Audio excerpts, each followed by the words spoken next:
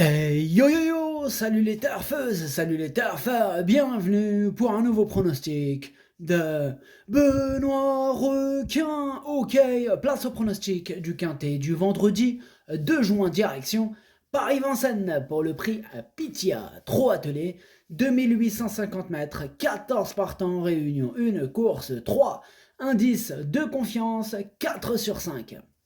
Petit retour sur le quintet du mercredi 31 mai. Ah, c'est le 16 qui a joué les troubles fêtes. Pour les VIP ce mercredi, on a un ticket quintet des ordres qui est passé, il a fait plaisir. Cette vidéo, je la tourne avant l'arrivée du quintet de ce jeudi, je reviendrai dessus demain. Ok, c'est parti, on commence ce pronostic et on commence avec le numéro 1, Fragonard Dello, et on écoute l'entraîneur Franck Leblanc. Avant de commencer, Franck Leblanc est sur ma liste rouge et ça fait longtemps qu'il y est. Donc attention. Alors, on l'écoute, Franck Leblanc. Fragonard Dello découvre désormais des tâches compliquées. De plus, il n'était pas au mieux cet hiver. Il effectue une rentrée après plus de 4 mois d'absence et va avoir besoin de courir pour revenir au mieux. Il est préférable de l'écarter. Ce numéro 1, je ne l'ai pas retenu, j'en ai préféré d'autres. Par contre, il est sur ma liste, il est en fait sur ma liste aujourd'hui, j'en ai que 2. Il est à l'arrière de ma petite liste des possibles troubles faits.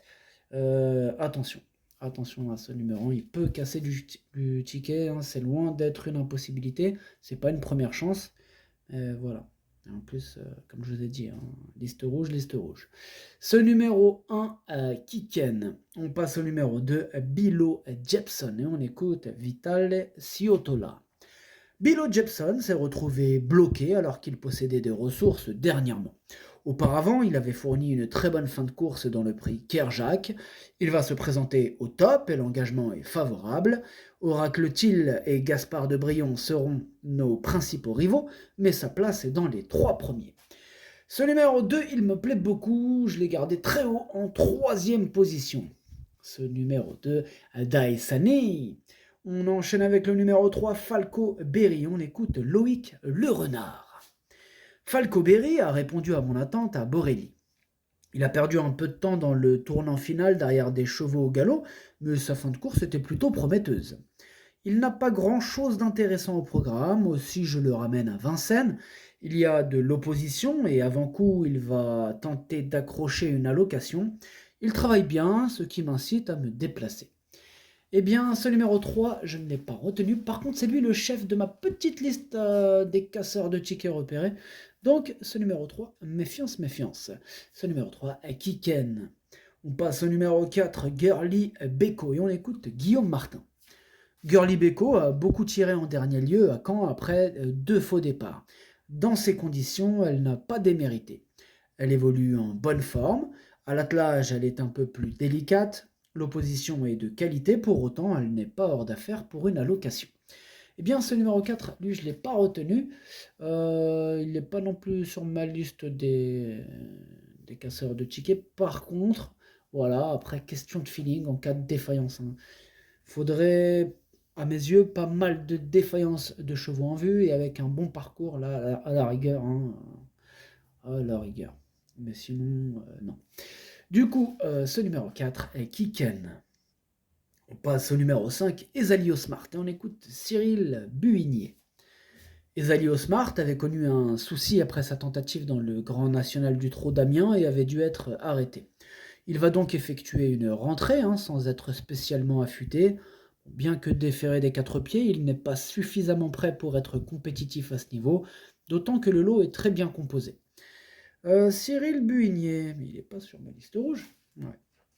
Bon.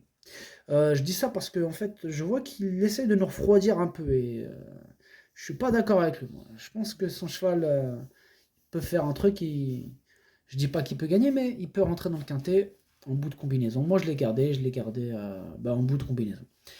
Donc voilà, donc on va voir. S'il rentre dans le quintet, je le mettrai direct sur liste rouge. Bim. Bon bref, ce numéro 5 en japonais, Do-I. On passe au numéro 6, Eberton. Bon, laisse tomber. Eberton. C'est Junior Guelpa l'entraîneur. Donc là en ce moment il est en mode, là ça faisait 2-3 semaines, même quelques mois, on va dire 2-3 semaines, il est en mode pastille orange. Quoi qu'il arrive, vous mettez une pastille orange. Là cette fois-ci il met une pastille verte. Donc là, il passe en mode vert, pourquoi pas. Donc, attention. Ce numéro 6, du coup, moi je l'ai gardé en 6e position pour être exact. Mais comme je vous le rappelle, avec Junior Golpa, faire attention à ses pastilles. Hein. Il les distribue un peu comme ça, quoi. Donc voilà, là il est passé en mode vert. Pourquoi pas. Ce numéro 6, du coup, de QI, on passe au numéro 7, Grand Art, et on écoute Hansan Eric Bando. Grand Art ne court pas très bien dans le prix du Gâtinais il y a 2 semaines. Il avait sans doute travaillé un peu trop fort avant cette épreuve. Je lui ai redonné de la fraîcheur pour cet engagement. Il faut qu'il me rassure un peu. Il a besoin d'une course à l'économie. Il va tenter d'accrocher une place. Eh bien, ce numéro 7, c'est lui mon gros regret. C'est lui mon cheval de complément en cas de non partant. Attention, possible cassage en vue avec l'aide d'un bon parcours et quelques défaillances. Ce numéro 7, Kokai. On enchaîne avec le numéro 8, Al Capone Steka, et on écoute Gabriel Gelormini. Al Capone Steka n'a pas démérité lors de ses dernières sorties, même s'il a dû se contenter de petites allocations. Je le préfère sur les courtes distances, mais sur ce parcours de tenue, tout sera une question de déroulement de course. Si j'arrive à lui masquer l'effort, il peut encore s'immiscer dans le quintet, derrière 3 ou 4 sérieux clients. Eh bien, ce numéro 8, moi, il me plaît bien, je l'ai gardé en 5e position. Ce numéro 8, Doi. On passe au numéro 9, Fulton, et on écoute Jean-Michel Bazière. Fulton n'a pas démérité dernièrement à Caen, même s'il a dû se contenter de la 5e place. Il manque de maniabilité à l'attelage pour être compétitif à ce niveau. Il sera plus à son affaire prochainement sous la selle. Ferré, sa tâche s'annonce très compliquée. Bon, il n'est pas dans sa discipline de prédilection. Ce numéro 9, il sera en plus pas en mode course. On peut le rayer. Donc, énorme non pour ce numéro 9. Ce numéro 9, Kaku. On passe au numéro 10, Kennedy. On écoute Hansen Eric Bando. Kennedy a très bien tenu sa partie sur les 2100 mètres dernièrement pour son retour à Vincennes. Il sera aussi bien sur plus long. Il a toujours montré de la classe et il a franchi les paliers. Ici, on affronte de bons éléments, mais il est capable de rivaliser pour les premières places. Il a ma confiance. Moi, il me plaît bien, ce numéro 10. Je l'ai gardé assez haut, en 4e position. Ce numéro 10, Yo Me. On enchaîne avec le numéro 11, Equinox JL, et on écoute Jean-Luc Dersoir. Jean-Luc Dersoir, donc liste rouge. Jean-Luc Dersoir, liste rouge, attention.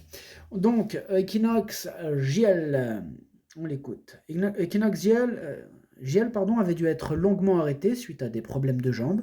Il vient de courir discrètement à 2 reprises et va avoir encore besoin de compétition pour retrouver son meilleur niveau.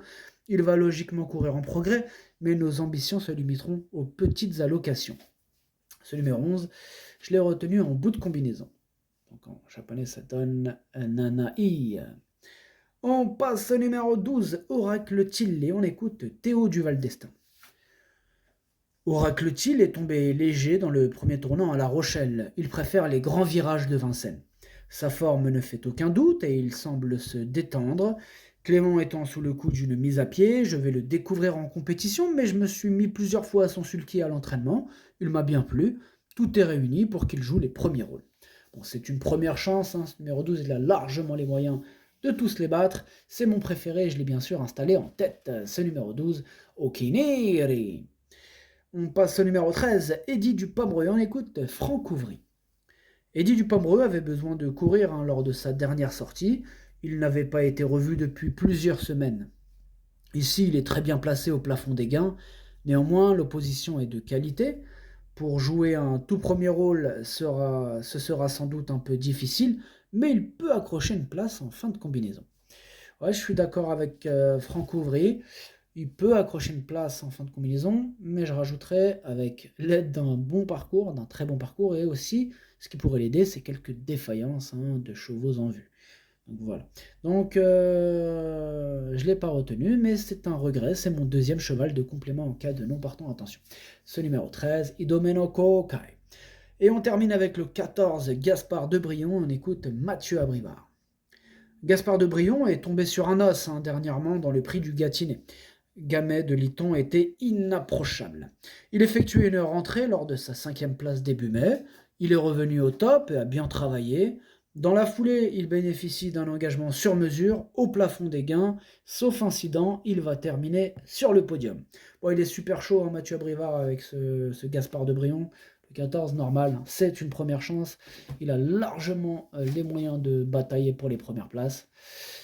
Du coup, moi, je l'ai gardé très haut en 2e position. Ce numéro 14, Watashi no Nibame no Okiniri. Le pronostic, ça donne 12, 14, 2, 10, 8, 6, 11, 5. Merci d'avoir suivi cette vidéo. N'hésitez pas à mettre un pouce bleu si la vidéo vous a plu.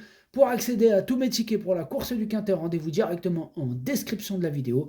À jouer avec modération. Bonne chance. Chopez-le-moi. Ciao.